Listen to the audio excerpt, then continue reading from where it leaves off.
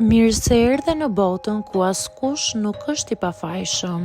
Sekrete shqiptare, vendi ku rrëfimet më të thella, më të ndaluara dhe më të pathëna të shqiptarëve marrin zë.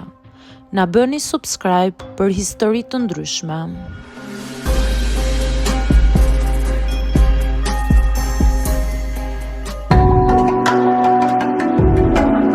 Unë quhem Ambra, 26 vjeçe, dhe për një vit të tërë jetova në një apartament ku muret mbanin erën e lagështisë dhe frikës, jo erën e bojës së re. Aty mësova diçka që nuk do ta harroj kurrë. Varfëria është një kafshë që të kafshon në heshtje, edhe kur je më e zbuluar, dikush vjen dhe të kërkon të paguash borxhet me diçka shumë më të shtrenjtë se paraja. E fillova gjithçka me shpresë. Kur erdha në Tiranë, punoja në një call center me rrogë të ulët. Qiraja ishte gjysma e pagesës, por mendoja se doja dilja. Në fillim gjithçka dukej normale. Pronari, Ariani, ishte i sjellshëm, i qeshur, fliste aq ëmbël sa dukej njëri i mirë. Dhe unë besova në buzëqeshjen e tij. Muaji i parë shkoi shumë mirë. Tek muaji i dytë filloi ferri. Në punë më ulën orët dhe më ulën rrjedhimisht parat. Mbeta prap me hallin e pagesës së qeras. Kur i thash Arianit, ai nuk u bezdis. Përkundrazi më tha: "Mos u shqetëso Ambra, do të gjejmë në një mënyrë."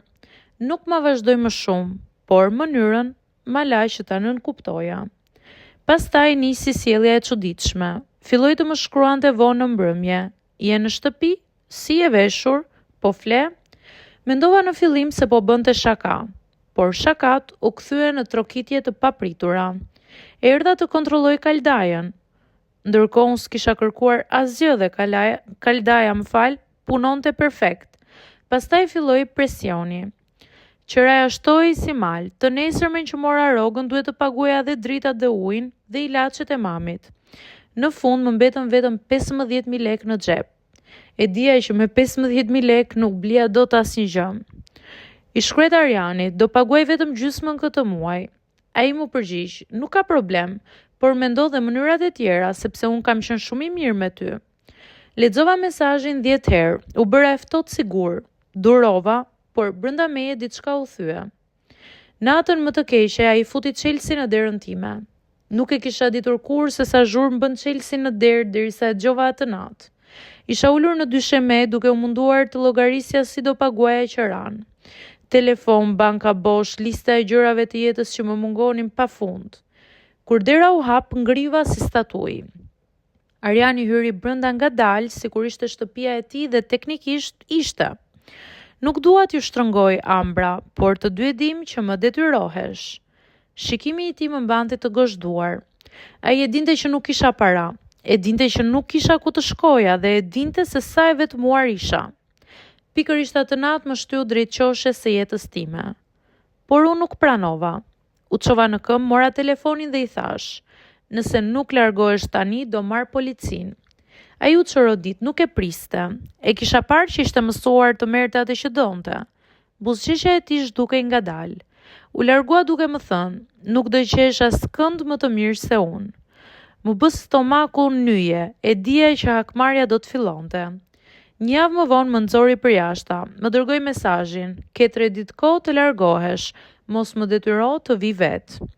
Më preu këmbët, s'kisha as lek për makinë, as familja nuk mund të më mbështeste. Shkova në punë e zbardhur nga stresi. Kolegja më pa dhe më tha: "Hajde ri tek unë një kohë." Dhe për herë të parë pas shumë kohësh ndjeva se nuk isha vetëm. U largova nga apartamenti me 2 valixhe të vjetra. Kur dola nga shkallët, drita e ditës mu duk si shpëtim.